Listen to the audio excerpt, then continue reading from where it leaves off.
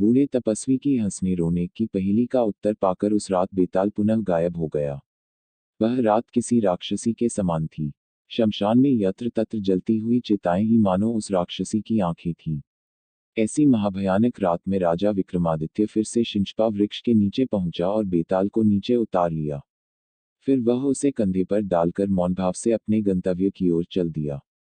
कुछ आगे चलकर बेताल ने पुनः मौन भंग किया। राजन, बार बार की इस आवाजाही से मैं तो बिल्कुल ऊब चुका हूँ, किंतु तुम पर कोई फर्क नहीं पड़ा है।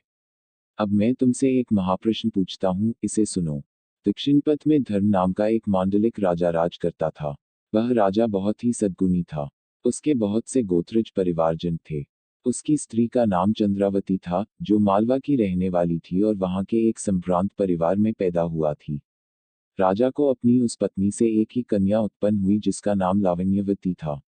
अपने नाम के अनुरूप ही लावण्यवती सचमुच ही मानो रूप का खजाना थी। जब वह कन्या विवाह के योग्य हुई, तब राजा के गोत्रजों ने उसके विरुद्ध एक षड्यंत्र रचा। उन्होंने राज्य में फूट डाल दी और राजा धर्मनाम को सिंहासन से उतार दिया। वे उसके खून के प्यासे बन गए। एक रात राजा अपनी पत्नी और पुत्री सहित किसी प्रकार बचकर वहां से निकल भागा। वह अपने साथ बहुत ही उत्तम कोटि के कुछ रत्नों को भी ले जाने में कामयाब हो गया। राज्य से निकलकर राजा अपनी ससुराल मालवा के लिए चल पड़ा। पत्नी और पुत्री के साथ जाता हुआ जब वह विंध्याचल पर्वत के निकट पहुंचा तो रात हो गई। किसी प्रकार वह रात उन सबने उसी जंगल में काटी और भोर होते ही पुनः आगे चल पड़े। वैभव और ऐश्वर्य में पले बड़े होने के कारण उन्होंने कभी पैदल सफर नहीं किया था, अतः उनके पांव कांटों से छिल गए थे। इस तरह चलते चलते वे एक भीलों के गांव में जा पहुंचे। उस गांव के भील चोर लुटेरे थे। धन के लिए किसी की भी हत्या तक कर देना उनके लिए मामूली बात थी। वस्त्र और आभूषण पहनने वाले राजा को दूर से ही देखकर वे उन्हें लूटने के लिए अनेक प्रकार के अस्त्र शस्त्र हाथों में लिए उनकी ओर दौड़ पड़े। उन्हें देखकर राजा धर्मनाम ने अपनी स्त्री और कन्या से कहा, ये दुष्ट पहले तुम्हारे ही ऊपर आक्रमण करेंगे, अतः तुम दोनों तुरंत वन में जाकर छिप जाओ। राजा के ऐसा कहने पर भय के कारण रानी चंद्रावती अपनी कन्या को साथ लेकर तत्काल वन में चली गई। कुछ देर उपरांत ही वे लुटेरे भील राजा के पास पहुंच गए और अपने अस्त्र शस्त्रों से राजा पर टूट पड़े। राजा ने अपनी समस्त शक्ति से उनका मुकाबला किया। उसने अपने तीरों से अनेक लुटेरों को मार गिराया, पर अंततः लुटेरों ने उस पर सामूहिक रूप से आक्रमण किया और उसे मारकर उसके शरीर के समस्त आभूषण उतार कर ले गए। दूर वन में छिपी हुई रानी और उसकी पुत्री ने यह दृश्य देखा तो प्राणों के भय से वह वहां से भाग निकली और दूर के घने जंगल में चली गई। उस जंगल में एक सरोवर के समीप वृक्ष के नीचे बैठकर वे दोनों विलाप करने लगीं। इसी बीच उस वन के निकट रहने वाला घोड़े पर सवार कोई राजा आखेट करने के लिए अपने पुत्र के साथ उधर आ निकला। उस राजा का नाम था चंद्रसिंह और उसके पुत्र का नाम सिंह प्रक्रम था। धूल में उभरे हुए उन माँ बेटी के पदचिन्ह देखकर चंद्रसिंह ने अपने पुत्र से कहा, हम दोनों इन सुंदर और उत्तम रेखाओं वाले पद चिन्हों का अनुसरण करते हुए आगे बढ़ते हैं।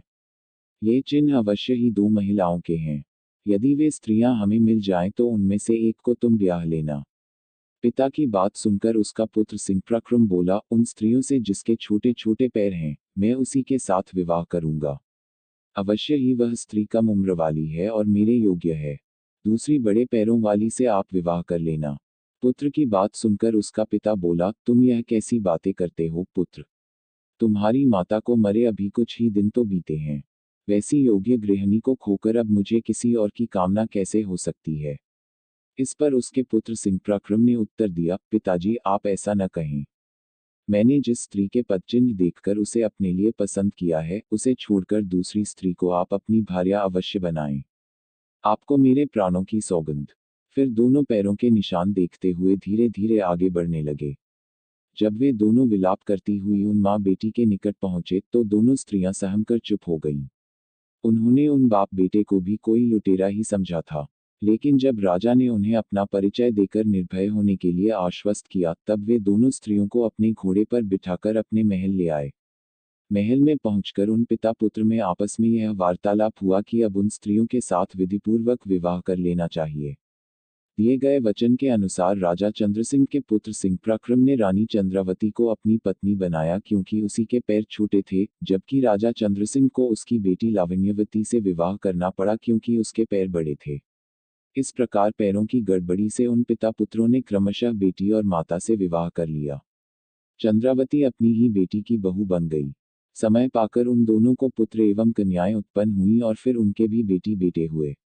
रात्रि के समय मार्ग में जाते हुए बेताल ने इस प्रकार यह कथा सुनाकर राजा विक्रमादित्य से पुनः पूछा, राजन, यदि तुम जानते हो तो यह बतलाओ कि उन माँ बेटियों को पुत्र एवं पिता के द्वारा क्रमशः जो संतानें पैदा हुई, उनका आपस में क्या संबंध हुआ।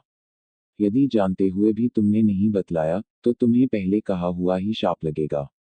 यह सुनकर राजा विक्रमादित्य सोच में पड़ गया। उन्होंने बहुत सोचा विचारा किंतु बेताल के उस प्रश्न का कोई भी उत्तर उनकी समझ में नहीं आया। अतः वह चुप्पी साधे मौन भाव से आगे बढ़ता रहा। मृत पुरुष के शरीर में प्रविष्ट और राजा के कंधे पर बैठा बेताल इस पर मन ही मन हंसा और सोचने लगा, इस महाप्रश्न का उत्तर इस राजा को मालूम नहीं है, फिर भी यह प्रसन्न है और सावधानीपूर्वक पैर रखता हुआ निरंतर आगे बढ़ रहा है। यह राजा बड़ा पराक्रमी है, इसलिए वंचित होने के योग्य नहीं है। इसके अतिरिक्त वह भिक्षु मेरे साथ जो चाल चल रहा है, वह इतने से ही चुप नहीं रहेगा। इसलिए मैं उस दुरात्मा को ही उपायपूर्वक वंचित करूंगा और उसकी सिद्धि इस राजा के लिए सुलभ कर दूंगा, क्योंकि भविष्य में इसका कल्याण होने वाला है। ऐसा सोचकर बेताल ने राजा से कहा, राजन, इस भयानक रात में, इस शमशान में बार बार आते जाते तुमने बहुत कष्ट उठाया है, फिर भी तुम अपने निश्चय से नहीं डिगे, तुम सुख पाने के योग्य हो। मैं तुम्हारे इस आश्चर्यजनक धैर्य से संतुष्ट हुआ। अतः अब तुम इस शव को ले जाओ, मैं इसमें से चला जाता हूँ। लेकिन जाने से पहले तुम्हारी भलाई के लिए मैं जो तुमसे कहना चाहता हूँ, उसे सुनो और उसके अनुसार ही कार्य करो।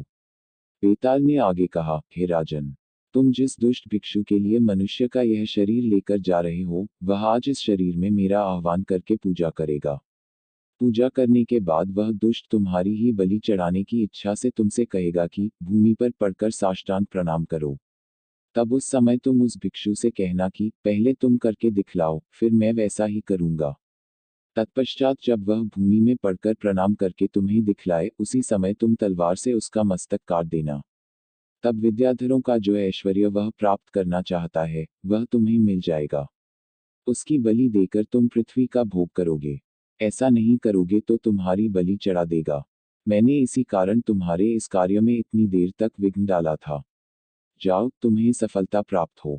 इतना कहकर राजा के कंधे पर लदे मृत शरीर से निकलकर बेताल चला गया। बेताल की बातों से प्रसन्न हुए राजा विक्रमादित्य भी उस शव को लादे वट वृक्ष की ओर चल पड़ा जहां उस भिक्षु ने उसे पहुंचने के लिए कहा था। राजा विक्रमादित्य बेताल को लाने के लिए पुनः शिंशपा वृक्ष के नीचे पहुंच गया। उसने बेताल को उतारकर अपने कंधे पर डाला और चलना शुरू किया। बेताल ने राजा विक्रम को फिर से यह कहानी सुनानी शुरू की, शांतशील का वध।